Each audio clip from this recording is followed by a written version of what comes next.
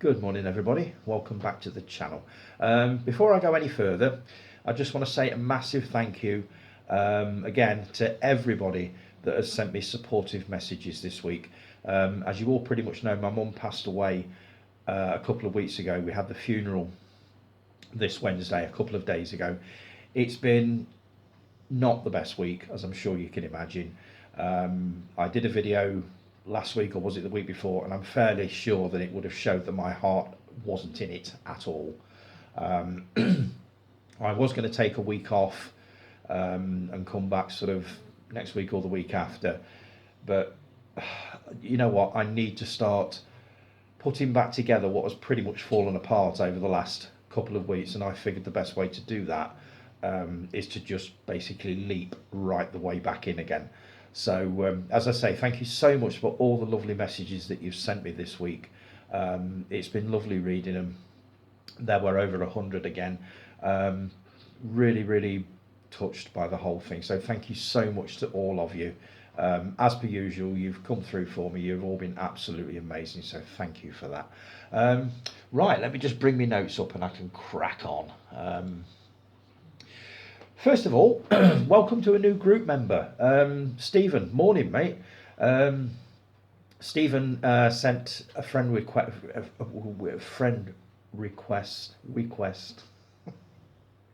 a couple of days ago, and me being the clumsy great pudding that I am, thought I deleted it instead of accepted it. So I immediately messaged him and said, "I'm sorry, mate. I think I might have deleted your request to join the group. If you've not if you've not been able to access the group, just let me know, send me another request, and I'll obviously approve of it straight away." But he messaged me back kindly and said that it had gone through all right. So, and he's already joining in with the post, so that's brilliant. So welcome to the group, Steve. Hope you're enjoying what we're doing here. It's a lovely group, it really is. And yours is the first request I think we've had in quite a few months. So I thought it was appropriate to give you a personal welcome to the group. You'll find us all a very friendly bunch. We do have the odd disagreement on movies, but it never ever turns nasty. So as I said in the message that I sent you, feel free to post anything that you want regarding movies, TV, anything like that. There are two other groups as well. There's Retro TV Zone Chit Chat and Retro Music Zone Chit Chat. So feel free to join those if you want to. But welcome to the group, mate. And as I say, I hope you enjoy what we're doing here and look forward to any posts that you may put on. So right, starting off with Lee. March 3rd, time travel as well now. Love it. This is regarding last week. I came on and said, "Good morning, everybody. Welcome back to the channel. It's Saturday, March the 3rd. I don't know where I pulled March from. I really don't. Obviously, it wasn't. And that was picked up on straight away. I think I got that message through within about 10 minutes of uploading the video. So he jumped on that one. So thanks for that, Lee, for pulling me up on that one. I will make sure I get it right. Have I already said what the date is? I don't know, but if I haven't, it's Saturday, February the 10th. Nearly did it again. So, right, Steve Mack, you were talking about Killers of the Flower Moon. Watched Killers of the Flower Moon last night. Thought it was excellent. 3 great central performances. Lily Gladstone was outstanding. I've heard she's absolutely brilliant in this. I watched the Italian 4K. It looked good. It is a movie that I definitely want to watch. It isn't one that I want to download if I can help it. I don't really want to stream it. What I would love to do is buy the 4K when it is released in the UK. So I think I'm going to hold off. It is one of those movies that I want to watch in the best possible way. And I'm pretty certain I will enjoy it despite the running time. I'm fairly certain I'm going to enjoy this one, so I will be treating myself to the 4K of Killers of the Flower Moon when it is when it's released, and I'm hoping it won't be too long because it's been in cinemas now since I believe December, so it shouldn't be too long now. And if the Italians have got a 4K, surely we can't be far behind them on that one. So thanks for that, Steve.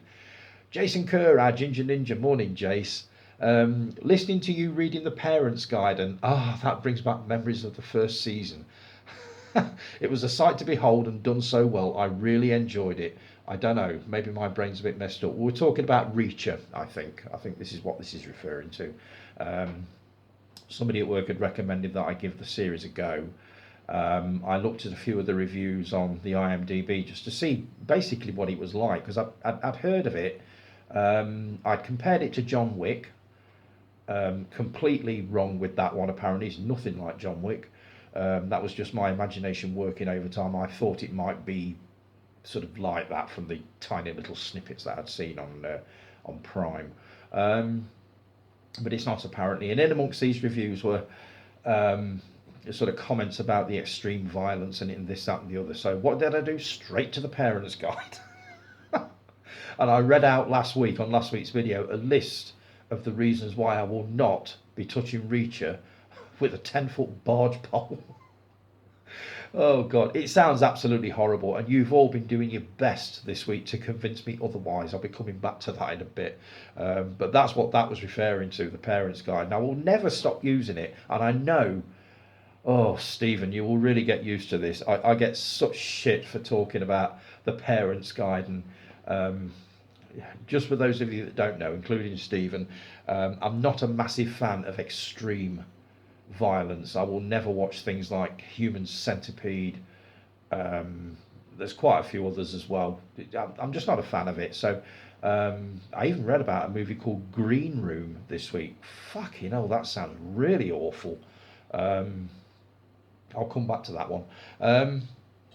So yeah, that was what that was referring to, the parents' guide. And I get so much crap because every time somebody recommends something to me, if I get an inkling that it's going to be too horrible, because I tend to watch a lot of films. The guys here will know this. Watch a lot of films like this and fingers in ears if it gets nasty. I'm a bit of an old lady where things like that go. So if I sense that anything like that is being suggested to me, I will immediately go to the parents' guide and just have a look and see what it is I'm in for. Because I'm not the kind of person that will watch something just because it's recommended, and if I know it's horrible, I won't bother with it at all. So that's where that comes from. Jace, where are we? On the Roadhouse remake, will it be better than the sequel? Couldn't be too difficult. I didn't see the sequel. I only saw the original probably 5 or 6 years ago for the first time and loved it, and I've seen it quite a few times since. But I've not watched the sequel. I believe Patrick Swayze isn't in it, which isn't a glowing recommendation. So I don't know. Would I watch the sequel? I don't know. Maybe, possibly not. Actually, now you said that, and you said I'll keep an eye out for that book because it sounds a good read. It is, from what I can tell, a cracking read. I'll just give you another look at it. There you go. Book of the Band. I mean, this is obviously right up your street because it's to do with Australian cinema, devilish movies, dastardly censors, and the scenes that made Australia sweat. I didn't realise that Australia was so strict with this sort of thing. I thought they were quite liberal with sort of sex and violence and stuff like that, judging by some of the stuff that was coming out of Australian cinema in the early 70s, like Waking Fright. There was quite a few, I can't remember any of that, but there were quite a few that I remember either watching or hearing about and thinking, what, the censors never had any trouble with that, but they had problems with. I really need to read this book because that book is definitely right up my street. You know my views on censorship and stuff like that. I love reading about it. But from what I've read so far and the bits I've dipped into, Jason, you would be recommended to grab a copy of that one for sure. So thanks for that, Jace. Chris, morning, Chris. Thanks for the bid as always. I still think you should give Reacher a go. Here we go. It's nowhere near as bad as that sounded. The scene I could do without. Oh, where are we? Oh, sorry, I've lost my place. 5, 4, 3, 2, 1. Zen. Okay. I still think you should give Reacher a go. It's nowhere near as bad as it sounded. Is that right? Okay. Oh, maybe I could do the first episode. I don't know, but I can't see it. The scene I could do without, although I love it and it's pivotal, is the ankle scene in Misery. Always makes my bumhole twitch. It doesn't take much to do that nowadays with me. I'm so fucking sensitive to all this sort of thing. Um, but that scene in Misery, wow, good choice. I I actually watched the other day a documentary called Stephen King on Screen. Basically a retrospective of his life with a lot of talking heads and um, people that he's worked with and this, that, and the other, singing his praises and talking about his books and his movies. And in there was a section on Misery. I actually skipped it. I actually fast forwarded through it because they were going to show you how the ankle scene was actually done with prosthetics and all that sort of thing. Would not have helped. Absolutely would not have helped knowing that it was false, and obviously they didn't break James Caan's ankles in the movie, but it definitely would not have helped knowing how it was done. It would have made no difference. So yeah, a good choice with that one. um, and in case you're wondering, that was me asking the other week, is there any movie um, that you would remove a certain scene to make it more watchable for you? And I said, yeah, the arm wrestling sequence in The Fly, the David Cronenberg movie, which completely caught me off guard when I first saw it at the cinema in '86. I didn't see it coming. I didn't realise it was going to happen, and I've dreaded seeing it ever since. And it's a shame because that movie, even the ending, the last 10 minutes, which is as gory as hell, I can sit through, but I cannot sit through that arm break. I cannot do it. Um, I think Jason mentioned something about this later on, so I'll come back to that one. And also The Matrix, when Mr. Anderson is escaping the agents in his office building, when he drops his mobile over the edge and there's the slow-mo shot of it falling. Is this a bit of vertigo, Chris, for that? I've not seen The Matrix, so I don't... Oh, tell a lie, I have seen The Matrix, but a long time ago, and it made absolutely no sense to me at all. I've always meant to go back to it to see whether I'd perhaps watched it on the wrong day or I'd watched it on a dim day or something, I don't know.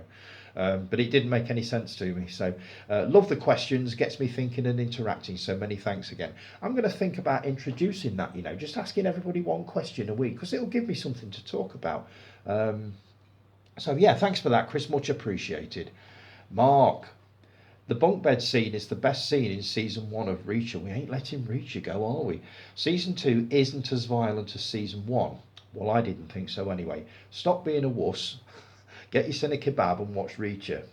It's going to take more than a kebab to make me sit down and watch that. Oh, do you know what? I'll attempt it. Just for you, I'll attempt the first episode.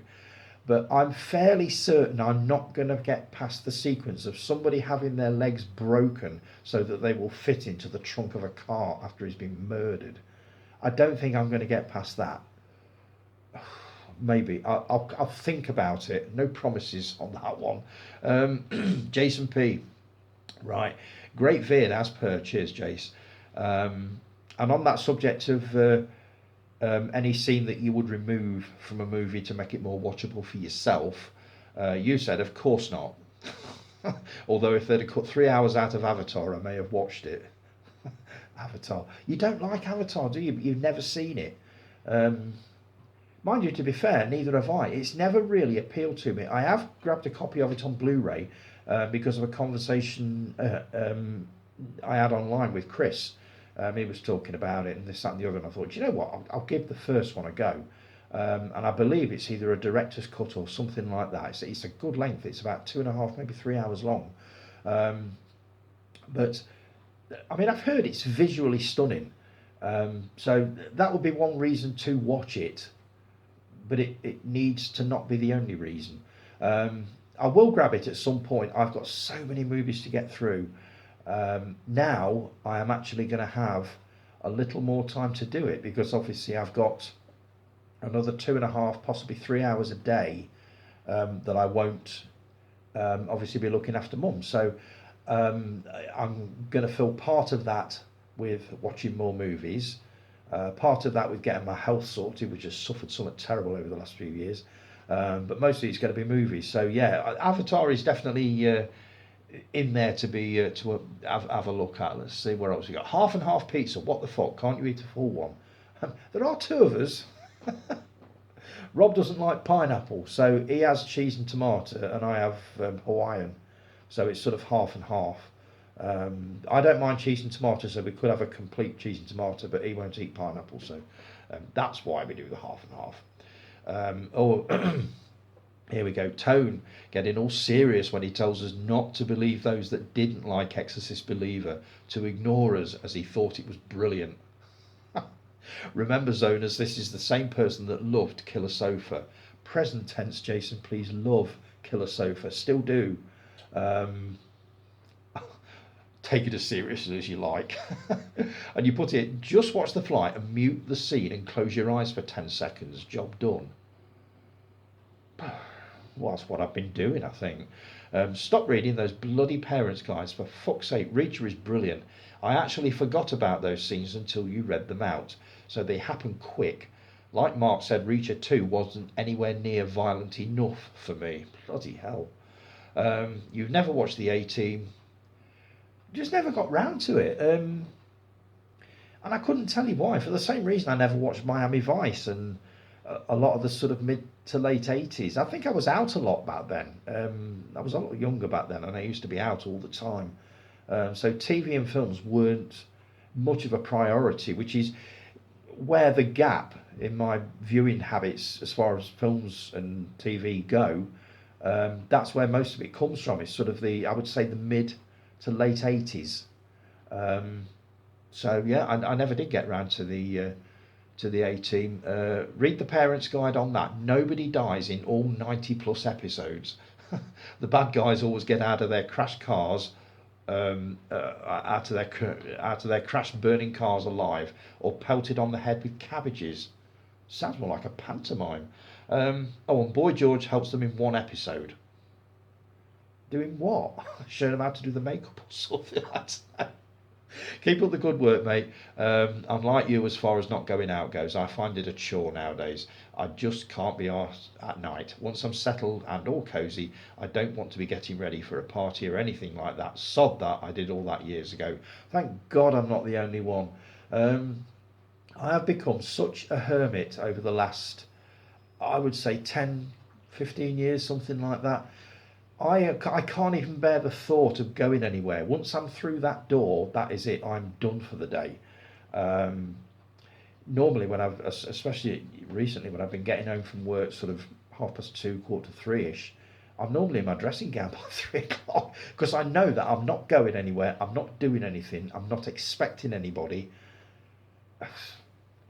I'm just glad to know that I'm not the only one that thinks like that, because you begin to wonder whether you're just completely antisocial or horrible. And it's not. I just don't like going out anywhere nowadays. And I don't. I used to love going on day trips to different places, but I don't seem to bother with it anymore. And I don't know why. It just sort of stopped happening. And now I am perfectly happy with the way I am, being pretty much a hermit. So I'm glad I'm not the only one. So thanks for that, Jace. You've made me feel a little bit better about that. Scott, excellent video, Tony. Loved it, mate. That's great to hear that you enjoyed The Exorcist Believer. It's a shame that it's getting bad reviews, because I've heard some people actually say that it's quite decent, to be fair. So I will definitely give it a watch. I loved it. I really, really enjoyed it. Dave Oliver was the first person I'd listened to that had said it's okay. It's not a bad film. Don't take any notice of what everybody's saying. It's not as bad as they're making out. And I didn't think it was. I thought it was really, really good. Would I watch it again? Yeah, I think I probably would. Not yet, but give it a few years down the line, why not? And as I said last week, I'm curious to see where David Gordon Green. David Gordon Green has jumped ship on it, hasn't he? He's not doing any more due to the bad press, I believe. But I'd be very curious to see where the new director of the franchise, because there will be more coming, we're pretty sure of that, where they're going to take it. So yeah, I'll be watching future instalments for sure. But yeah, I enjoyed Exorcist Believer. I did. So there.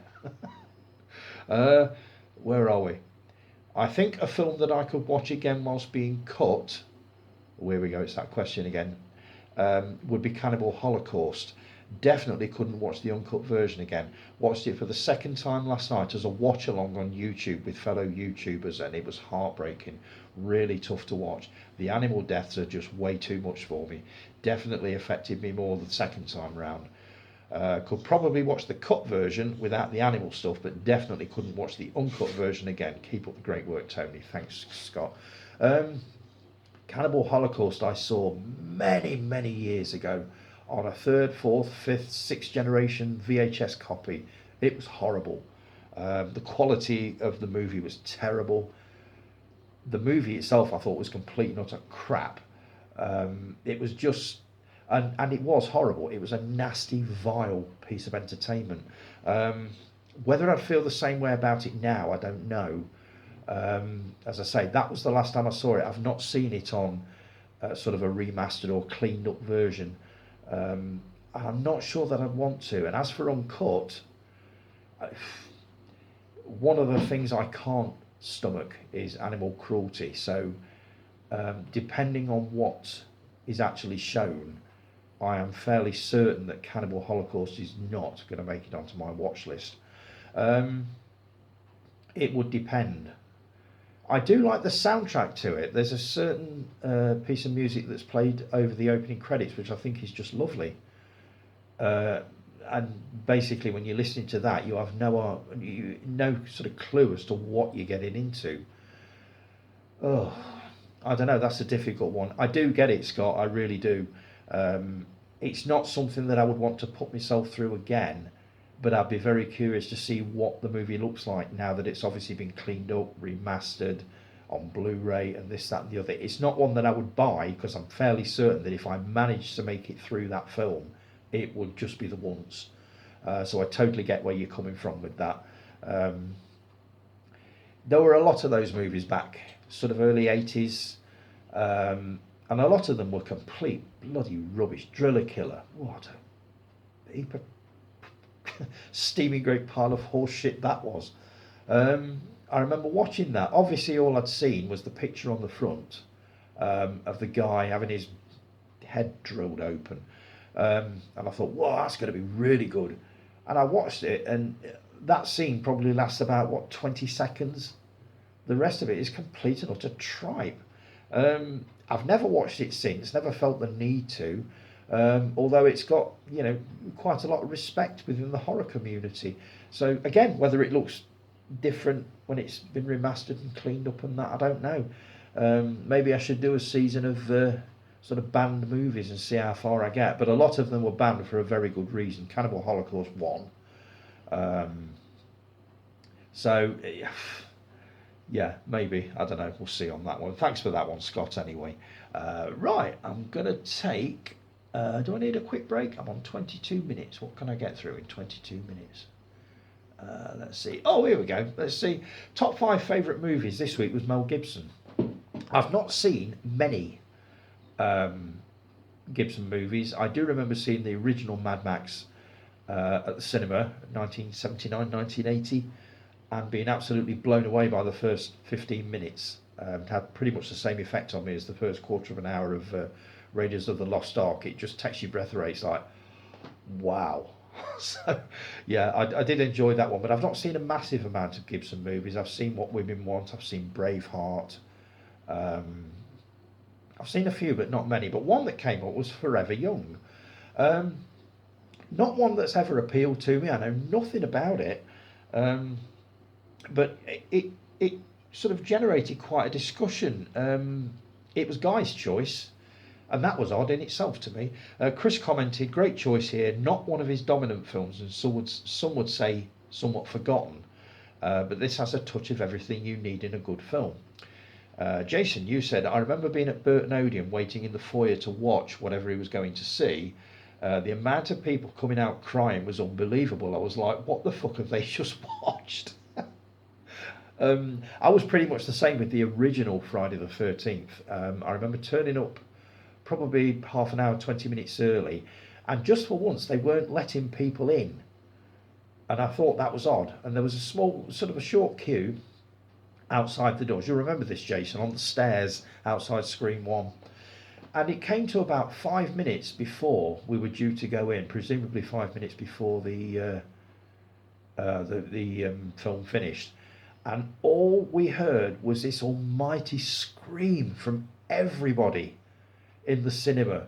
And we all looked at each other, and straight off I said, what the fuck are we going to see here? And you were kind of ready for what was happening, but you were not totally prepared. As you will all know if you've seen Friday the 13th. I won't spoil it just in case you've not seen it, even though the film is like 45 years old now. But I do remember that thinking, Christ almighty, this is going to be an absolute nightmare. What the hell else have we missed before we turned up for this? So yeah, I do get where you're coming from with that. And on the subject of Forever Young, Dave Taylor, I don't know what Tony would say about this, as I don't think he does romances. I wouldn't say I don't do romances, I'm just not a massive fan of them. Sleepless in Seattle, absolutely adored it, but I adored that mostly because Tom Hanks and Meg Ryan played so well together, and the soundtrack was glorious. It was all sort of Frank Sinatra, Louis Armstrong, Jimmy Durante, all that sort of stuff, the old 40s and 50s crooners. It was just gorgeous.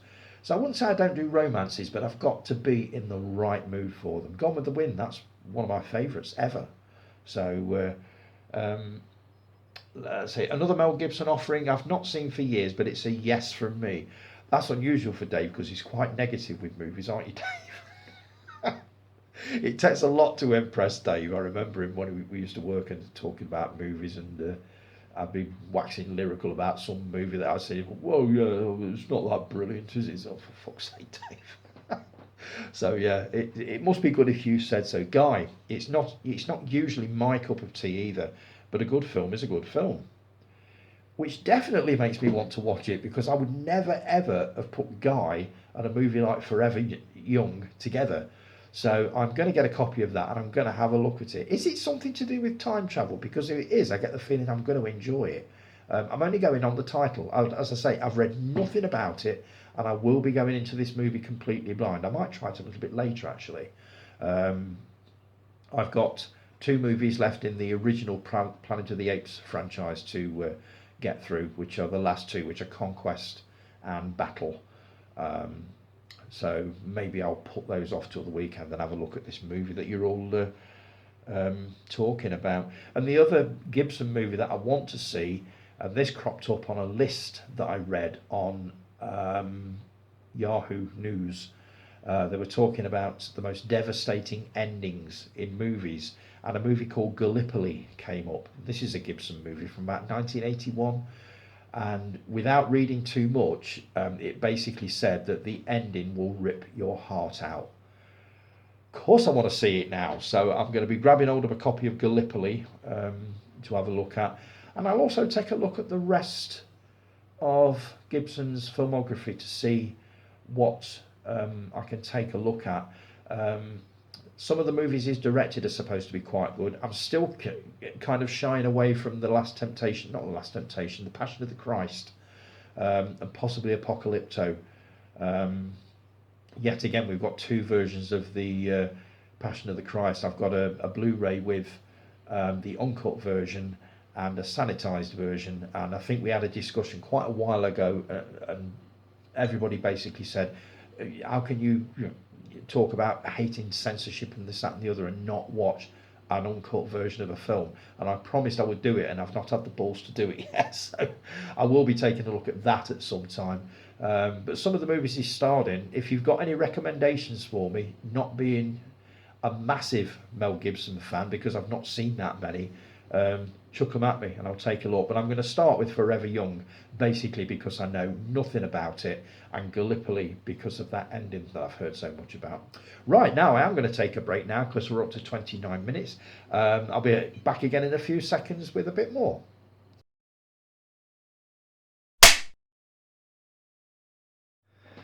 And we're back. Right, where were we? Dave Oliver, Savage Zombie Reviews. We were talking about the snacks that we eat while we're watching movies, whether it be in the cinema or at home. And last week I showed off my go-to snacks. One of them was popcorn. Dave, you said, as a former assistant manager of a cinema, I can honestly say I hate popcorn with the power of 1,000 suns. I'll take that as a no then. Definitely not. I've been catching up on your videos. I've still got a couple to get through. Your trailer reaction to the Roadhouse reboot. Oh, you're not sure about that one, are you? No more than I am. As I say, I only came to the original with Patrick Swayze probably 5 or 6 years ago, and absolutely loved it. And I cannot imagine anybody else playing it. I don't know. I'm sure Jake Gyllenhaal is a a good actor in this, that, and the other, but I'm just not sure he's right for this. But time will tell. As I said last week, the director fell out with Amazon Prime because they promised him the movie would get a theatrical release, and they've actually putting it straight on the streaming platform Prime. So he's not amused. He chucked his toys out the pram and spat his dummy out. So we shall see what it's like. It's not one that I would pay to watch, but if it's free and it's on Prime, then why not? And talking of Prime, before I go any further, the cheeky sods, they put a message on the app, on the TV. It came up the other day when I put it on to see what new movies were on.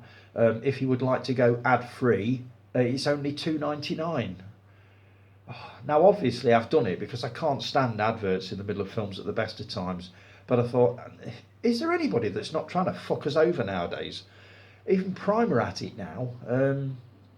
Does this mean everybody else is going to follow suit? Are we now going to be asked for more money to watch Netflix's movies without adverts? Because I'm not sure I want to subscribe to any more if we're going to have to contend with this. I didn't see that one coming, but yeah, that's Prime for you. Where were we? The Roadhouse reboot. Yeah, I'll give it a go, with it not costing anything. But there are a couple of scenes in the trailer and I thought, oh, no. All they're going to do is make it more bone-crunchingly violent. I don't see any other way round it, but let's see what they say. Winnie the Pooh, Blood and Honey 2. My God. Now, I enjoyed the first one. I thought it was all right. I didn't think it was brilliant, but I did enjoy it. And I could see exactly what they were trying to do, and I thought they did an absolutely amazing job with the small budget that they had. So obviously the sequel was announced, and they are chucking a lot more money at it. And watching the trailer, you can tell it looks brilliant, and I can't wait to take a look at it. It looks as if they spent the extra money that they've added to the budget very, very wisely. As you say, Dave, Tigger looks absolutely terrifying. And as for the chainsaw on fire, how the hell does that happen? We'll have to wait and see. But yes, I will be taking in Winnie the Pooh 2, Winnie the Pooh Blood and Honey 2, or whatever it was. So yeah, I will be taking a look at that one, and I think you're just as thrilled as I am with that one. You did a video on the Salem's Lot remake, which basically trod a path into oblivion. We've not heard anything of it for months and months. It was supposed to be released, as you said, I think it was not last November, the November before. Then it got put off, and then shelved. We've heard nothing about it since. I'd heard the same rumour as you, that it's going to be turning up on HBO Max. Now, this is not one that I've got, channel that I've got. Is it even available in the UK? I don't know. I do definitely want to watch it. I'm not a massive fan of remakes unless they're done right. I've not seen the Rob Lowe remake of Salem's Lot, which was probably, was it early 2000s or somewhere around there? Not seen that one. Obviously, I have seen the David Soul, James Mason, Toby Hooper directed version from 1977, the 3-hour TV movie, which has gone down in legend. It was one of the scariest things I think I'd ever seen. As I've said before, we read in the Radio Times or the TV Times that it was a TV movie. So TV movies were usually fairly cosy with a few scares, but nothing like what this was. This was the talk of the school the following morning, and it was. Did anybody see that Salem's Lot last night? It was absolutely brilliant and scary as hell, and it still is. The sight of that kid floating outside the window, just scraping the window pane like that, shit. lives with you forever, that one. So yeah, I'm definitely up for this remake. Just basically to see what they've done with it. Um, but we'll have to see where it turns up. If we haven't got HBO Max, I can only assume that it will turn up on Netflix or Prime, or maybe even Shudder. Mind you, Shudder's a bit sort of low budget for that, isn't it? I don't know. We'll have to see. But yes, I'm definitely up for that one, Dave. Absolutely. Let's see. Oh, and you mentioned about the January release. If it gets a January release, it's doomed. I think you said this on one of your other videos, possibly the Night Swim review, that when a horror movie, is released in January, January is like the dumping ground for all the movies that they know are complete and utter shit. So, if it does get a January release date, it will probably meet the same fate as Night Swim, which I'll be coming back onto later. There's one of your videos I do need to catch up on. I only noticed it this morning, your countdown of the top 32 slasher movies that you did with Mike, the real Fifth Beatle. I definitely want to have a look at that. Obviously, it's nearly 2 hours. I didn't have a chance to do it this morning before I recorded this. But I will be taking that one in because I'm very curious to see what's going to make this countdown. So I'll be taking a look at that. Jason Kerr, our Ginger Ninja, loving Trashy Tuesday, mate. Really, really enjoying it.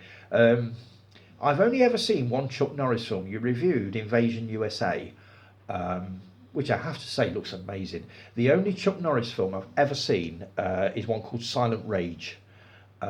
Which is to do with a humanoid robot killer, that kind of thing. A bit like the $6 Million Man, but gone bad, that kind of thing. That's the only one I've ever seen, and I believe the only reason I saw that was because it was on at the cinema, and it was the only movie that week that I'd not seen, and I thought, oh, do you know what, I'll go and see that one then.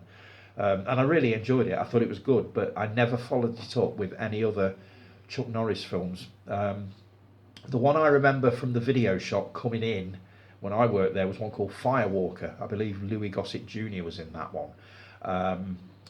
And that's one that I always meant to take a look at. And it turns up a lot on Talking Pictures TV, so I will be taking a look at that one at some point. And the ones that I wouldn't mind taking a look at are the ones that I used to see trailered on the TV in the late 70s, these early movies.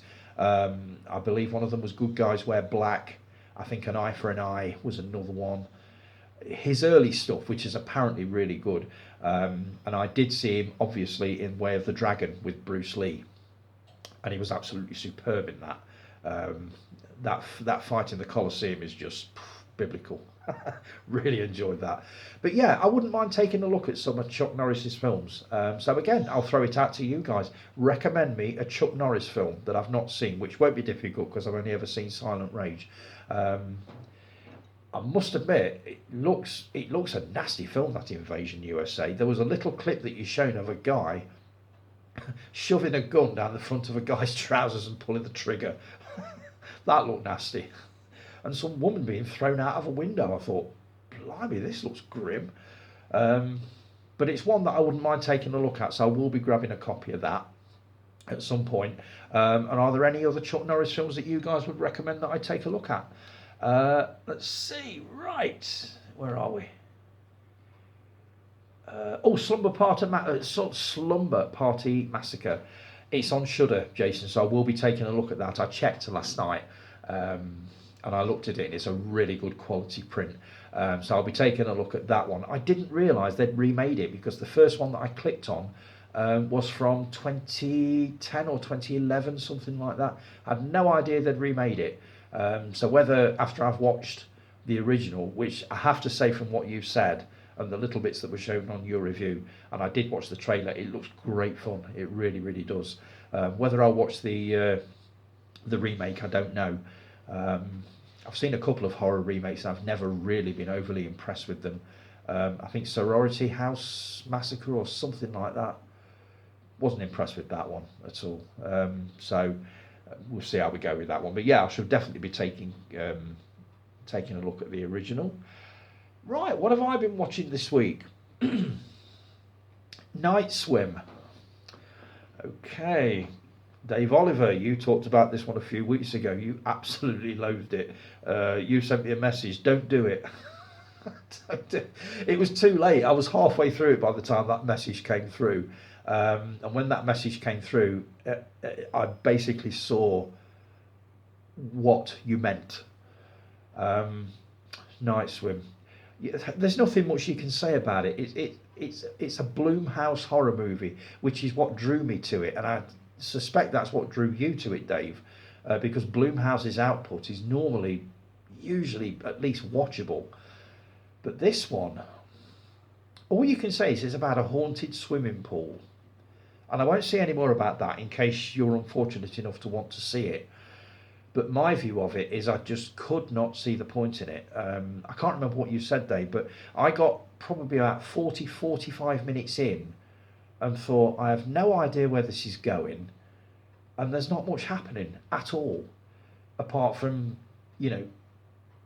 things or people being seen in this swimming pool while other people are in it, and people being dragged under the surface. And that was pretty much it. The only intriguing part to me was when she met the Japanese lady who lived in the house before, and she was telling the story about how it all came about. I thought that was intriguing, and as I listened to it, I thought maybe this is going to get a bit better now. It didn't. It didn't get any better at all. I think that, is it Horror House of Sinistry said, this was underneath, I don't know if it was my review or your review, Kay, what the fuck is this bullshit? I'm not one to outright hate a movie, but this was just bad. I wouldn't call it bad. I mean, it was kind of well made. It was just boring. It's not what you expect from a horror film. It just wasn't. I don't really know what to say other than that. I'm glad I watched it, kind of, but I do agree with Dave on this one that if I'd have thought about it, maybe I should start doing what Jason does. If it doesn't show any promise within 15-20 minutes, just turn it off. But I can't do that. If I've invested sort of half an hour in it, it's like, well, I might as well see what the last hour holds. But it backfired on me with this one, I'm afraid. So Night Swim, out of 10, I'd probably give it 4, maybe even 3. It just didn't do much for me. I'm sure there are people out there will absolutely love it and say it's one of the best ones I've ever seen, but somehow I don't think so. What else have I been watching? Right. Finally, got a chance. Let me put this drink down. Wet the whistle. The Sweeney. I've been dying to watch this for ages, basically because I've heard what an absolute travesty of a movie this is.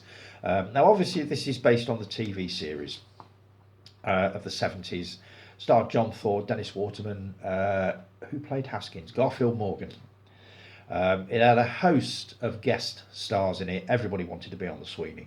It was just the grittiest police drama. You've got to remember that at the time, police dramas were stuff like Dixon of Dock Green, Z-Cars.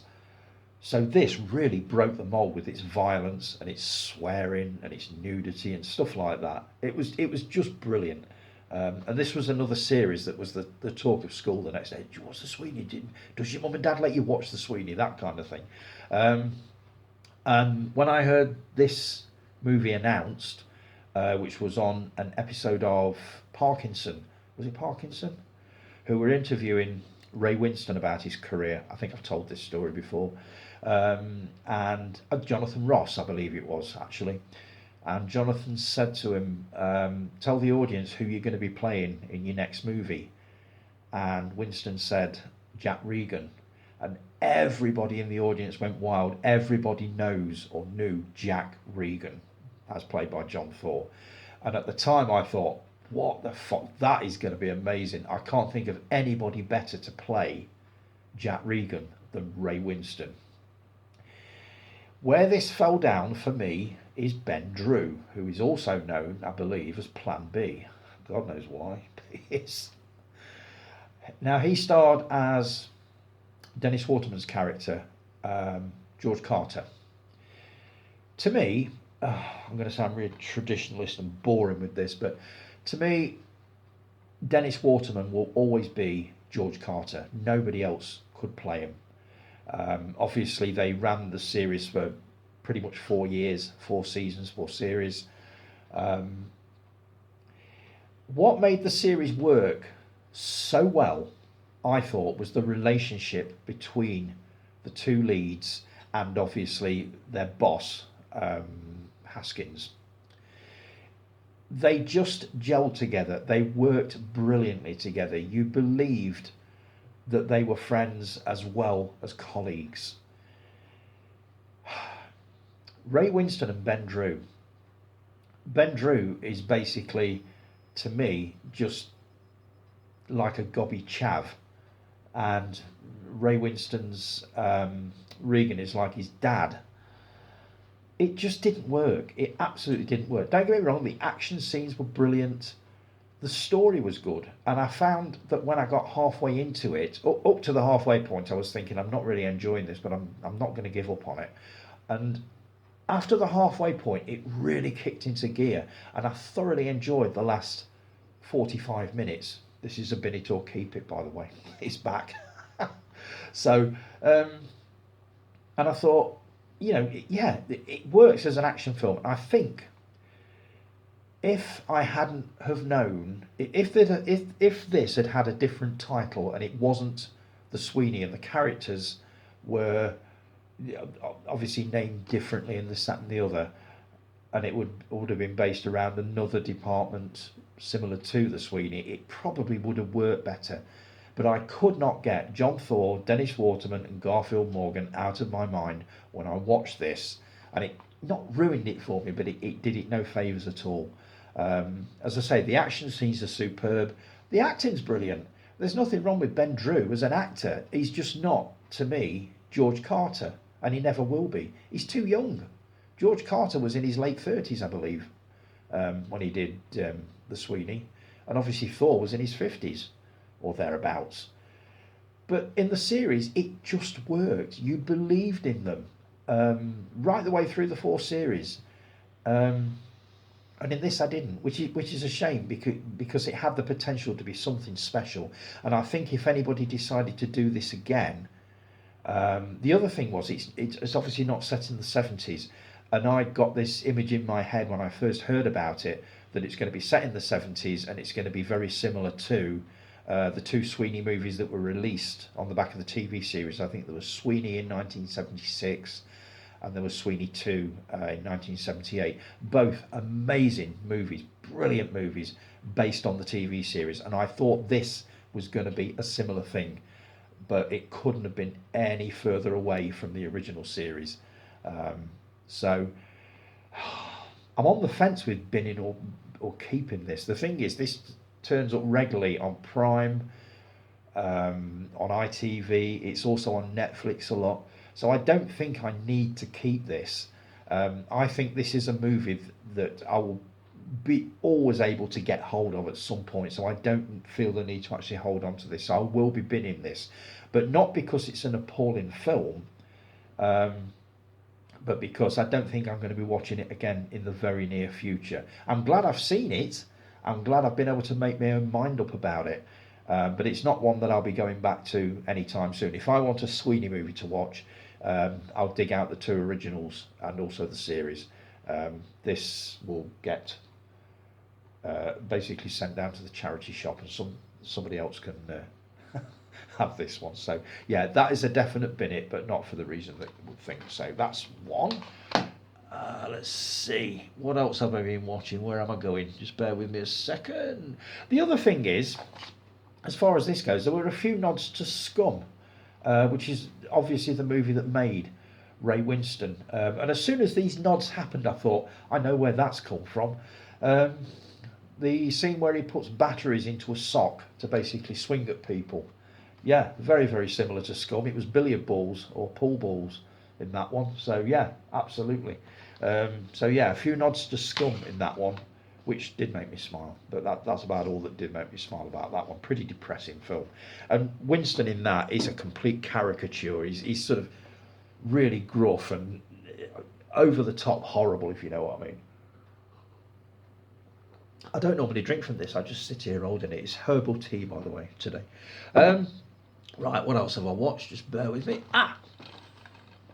The Amazing Spider-Man. I've not forgotten. I am getting through these. This is Andrew Garfield's first outing as Peter Parker. Thoroughly enjoyed it. I wasn't sure I was going to, because I'd seen the Tobey Maguire trilogy for the first time only a few weeks ago and thought he was amazing. He just absolutely nailed the part. And I thought, oh, another Peter Parker, really? But he's actually not bad. He's a completely different character to Tobey Maguire's, but it works really, really well. The story, you all pretty much know the story. It's another, to me, it looked a bit like a remake of the first Tobey Maguire movie. Am I wrong in that? And at first, when you're watching the first 20 minutes, you think, hang on a minute, this is a remake of something that only happened a few years ago. And I thought, I'm not really sure I can see the point in this, but Andrew Garfield kind of endeared himself to me. I thought, you know what, he's actually quite good. So I will be taking in Amazing Spider-Man 2 hopefully over this weekend, so I'll have a review of that one. But it's not really a review. All of you guys have seen this. I'm the only one that hasn't. So to sit here telling you what it's about, there's no real point. But to me, this came across as a remake of the original Tobey Maguire Spider-Man from about 2001, 2002. But if I'm wrong on that, let me know. But I really, really enjoyed that, and I'm looking forward to Amazing Spider-Man 2, and then moving on to the Tom Holland trilogy straight after that. And then hopefully I'll feel confident enough to get back on the MCU journey and start from Thor, which I'll be coming on to later on, because somebody else has been talking about that one. Because I did kind of let the MCU journey slip for a while, probably for about a year actually. As I said, the ones I'd seen I really enjoyed. I was just suffering from what Guy and Callie called MCU fatigue. Basically, I was tired of them. And I did just get bored of them, but I think I'm ready to step back in now, especially now I've watched and enjoyed the Spider-Man movies. So the other one, where are we? Indiana Jones and the Dial of Destiny. I had this for Christmas and I have been absolutely itching to watch this ever since I got it. But I knew it was 2.5 hours long. I'm not good with overly long movies nowadays during the week. There's only the weekend I can actually stay awake through them. But I watched this last Saturday, and I've got to say I thoroughly enjoyed it. What we got here, Dave Oliver, you said would love to hear your thoughts on this. Stephen, you said it is definitely back to the standard of Raiders, most enjoyable. Quite agree. Nothing will match the original Raiders, but this I thought was amazing. The story was good. Harrison Ford looked amazing. I mean, the guy's 82. What can you say? There are a lot of references in there to the fact that, you know, his knees were going and he was creaking a lot nowadays because he's getting on. They didn't try to make him like a superhero running at, 20 miles an hour and this, that, and the other, because you know he can't do that. And there was a lot of criticism at the time of its release about the de-aging on the opening scene. Do you know what? I didn't see anything wrong with it. Because of what I've heard, I found myself looking really closely to see what it was they were talking about. But I didn't get it. I watched it and I thought, it actually looks really good. And it kept me gripped for the whole 2.5 hours, just over. I thought it was really, really good. I thoroughly enjoyed it. I would definitely be watching this again. Not in the near future, but most definitely. It stands head and shoulders above Crystal Skull, I will say that. But yeah, I really, really enjoyed this, and I'm glad that I did. I put it on, and there was a little feeling of dread at the back of my mind, thinking, is this going to be 2.5 hours of complete and utter crap like everybody's been saying? I can't remember what you said about it, Dave. I think you said you enjoyed it, but I can't remember. I need to go over your review again and have a look at that. But pretty much everybody on the group that has watched this has said that they really enjoyed it and it's good, and I can see why. It's just a quality movie, really, really good quality movie. And I think to do a movie like this at aged 80, well, he's nearly 82 now. My God, the man's a legend. I mean, just amazing. So yeah, if you're hesitating about watching this because of what you've heard from critics, and we don't listen to critics, because they're usually sort of cruel, nasty, spiteful for absolutely no reason. Um, don't take any notice of them. I know I've said this before. I did it last week, didn't I, with another movie, Exorcist Believer. I think I said that. But honestly, don't listen to critics. There is absolutely nothing wrong with this. Phoebe Waller-Bridge is superb. I've not seen her in Fleabag. I know that's where she comes from, but she was good. Um, everybody, all the old folks were in it from previous movies. There was a lovely cameo right at the end from Karen Allen, played Marion. Just superb. So if you've heard that this is bad, take no notice. Watch it and decide for yourself. But I really, really enjoyed this, and I'm so glad that I watched it. So that's that one. Where are we? Hughes, Marvellous Sunday, Thor. Yes, you were talking about Thor, Chris. I got to admit that movie looks visually stunning from the little bits that were on your video. Really enjoyed your review, which has persuaded me to get back on the MCU journey after I finished the Spider-Man movies. So probably another 2-3 weeks and I'll be back on that and watching Thor as you did. And you also posted, Chris, just want to say a huge thanks to Lorraine Holden for the VHS haul. Some absolute blinders in these boxes. I've got some old school movie watching to do. Lorraine Holden, I used to go to school with Lorraine. Oh my God, so many years ago. And she put a post on basically saying that she got a load of old VHS tapes, and would I know the best way to dispose of them. And I recommended stuff like eBay or charity shops. Apparently charity shops don't take VHS tapes anymore. And then Chris jumped in and said, I'll take them off you, I'll take them off you. And he picked them up. Chris, we need to see a video. You've got to do one showing us what you've actually got with these. That would be brilliant. So, yeah, I'm glad VHS tapes still go to a good home. I've still got a few, as you can see behind me. There's some music ones up there. I believe I've got some movies upstairs. I don't know what they are.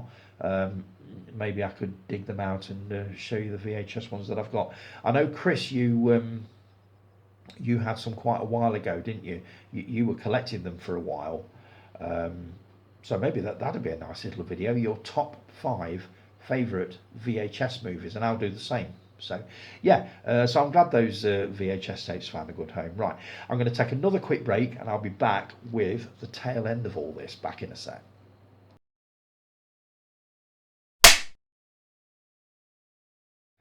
And we're back. Right, going into the home stretch, guys. I'm going to try and wrap this up within the next 10-15 minutes. I don't want to go on too long. One reason is the software that I use to cobble these different sections together. If I go over an hour, it can take up to 8 or 9 hours, and I want to be able to upload this to YouTube.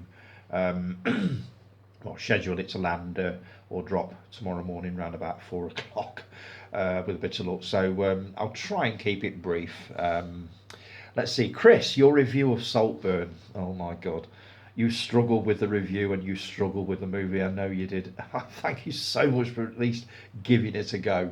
I think you challenged anybody else to watch it. Jason said, I'm accepting the challenge. Mark says I won't last 15 minutes. And you said, I honestly can't see you getting past 12. I might do 16 just to prove you both wrong. And Chris said, I'll send you the vampire scene if you do. And Jason said, been there, done that myself, same as you. Oh, really? Oh my God. That's an eye-opener. Mark, first time I've ever seen you struggle to describe a film. I would go along with that, actually. Normally you're quite sort of articulate with your reviews, and you can talk like I do when I get on a roll. It just all comes blurting out. But you really, really struggled with that one. I'm not sure whether I could review it. I may actually give it an individual review and upload it to YouTube. I'll need to get some notes made on that one, I'll tell you. Rick, you said I was bored to death just watching the trailer. Rick, I never thought for 1 second that it would be your type of film. So yeah, I kind of get that. Steve Matt, you said he wasn't the first guest at Saltburn. Did you spot who was? I didn't. I'd be curious to know who was. I liked it. Shame film and director was snubbed at the Oscar nominations. I loved it. I absolutely loved every depraved minute of it. I thought it was great. It was really, really well done. Yes, it was controversial, and yes, there were 3 or 4 scenes in there that pushed the boundaries. Definitely. Uh, I mean, no, yeah. So, where are we? I said that I thanked you for giving it a go, and you said I did it for you, sir. And as I said, I can appreciate the writing and the acting, but it's just a little too far out of my pleasure zone. Although I may go hump a mound of soil one time. He looked like he really enjoyed it. He did rather, didn't he? So, I have never ever seen anything like that. As I said, those 3 or 4 scenes absolutely pushed it to the limits. They really did. And when I read about them, not knowing what the scenes were, I thought, well, they can't be that bad. So long as they're not outrageously violent, I think I can cope. But there was at least one there where my jaw just went, oh, really? Wow. Yeah, a couple of times I thought we're not going. Oh, we are going there. Okay, right, fine. Yeah, it's. I don't know whether it's an acquired taste. I'm not sure it's a taste that most would want to acquire. But personally, I thought it was great. I loved it. I love those Taschen books that you got, by the way. Absolutely loved them. And I'm looking forward to seeing the movies that you pick from them. Chris was showing off a couple of books that he got on one of his latest videos. I think it was 101 movies, and there was another one, horror cinema, which had got a massive list of horror movies. And I think what he's planning on doing is working his way through the books. And I thought I wouldn't mind doing the same, but rather than doing the same books as you, I am going to do it from this. This has been on my shelf for ages. 1001 movies that shocked the world. I'm going to try and work my way through this one. Not all 1001, because a lot of them I will have already seen, because a lot of them are quite early. But I was looking at a couple of the titles this morning and thinking, was that really shocking? I don't know. There are titles in here like The Devils, Straw Dogs, which obviously caused a lot of controversy at the time. But there's also movies like, and I'm trying to find one now, The Andromeda Strain. I've not seen it, but I know it's a science fiction movie. But I wasn't aware of it being particularly shocking.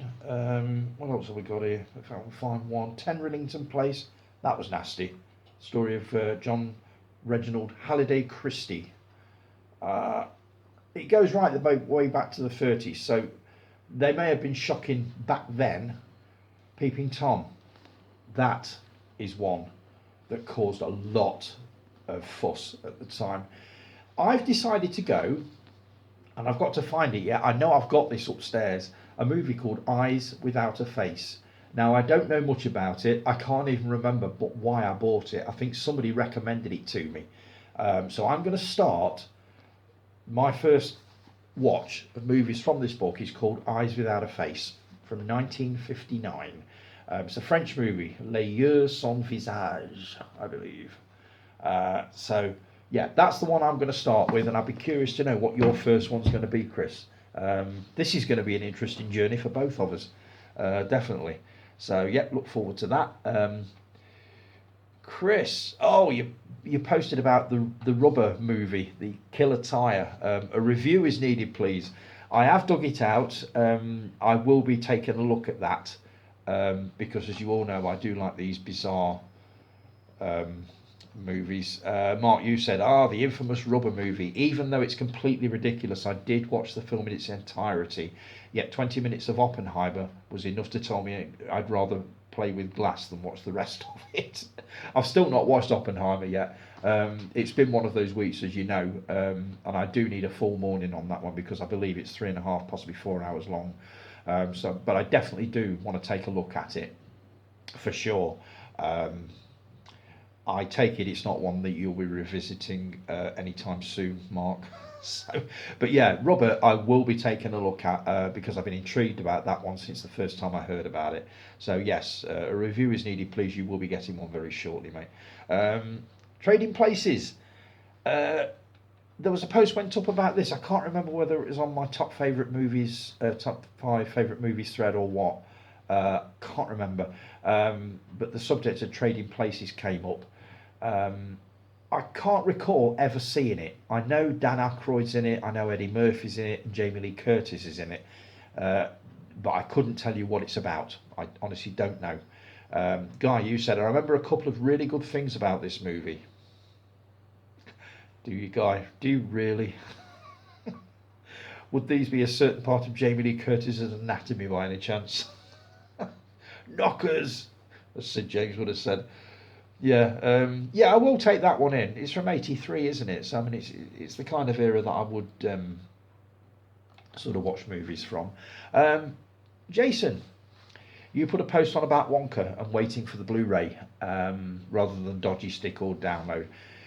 I am completely with you on this. I am finding now that movies that I am desperate to see, I would rather purchase the either the Blu-ray or the 4K and watch it properly rather than downloads. I did used to download a lot of movies, and it was always dodgy when you got subtitles because sometimes the subtitles worked.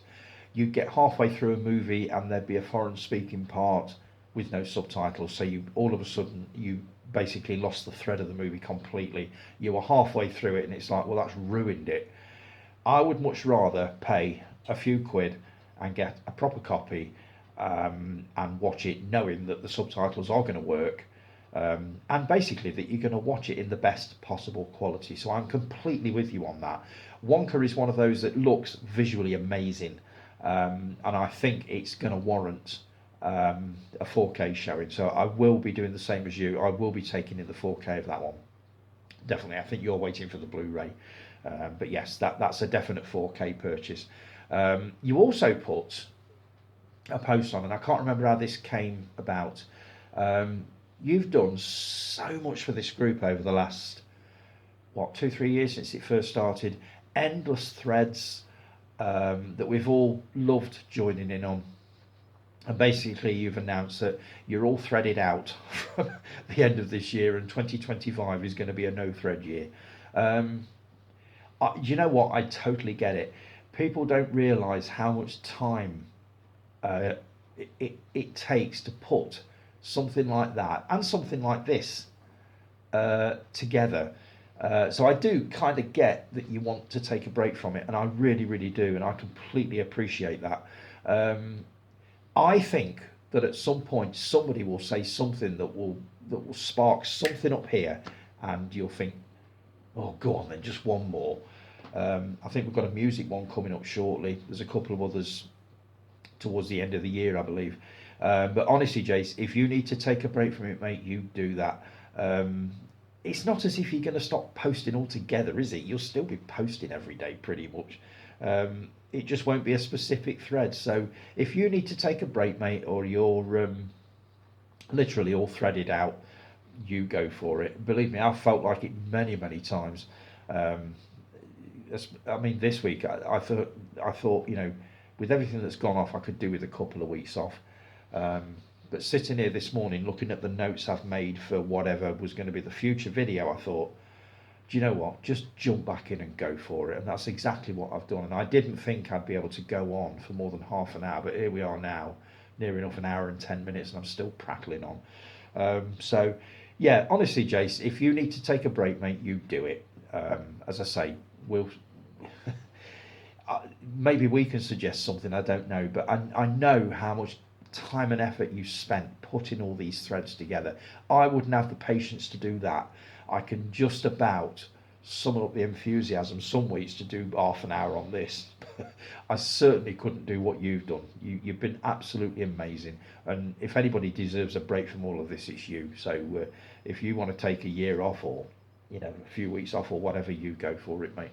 We ain't going anywhere. We really ain't. This is what you're all fond of telling me whenever I decide to take a break. So yeah.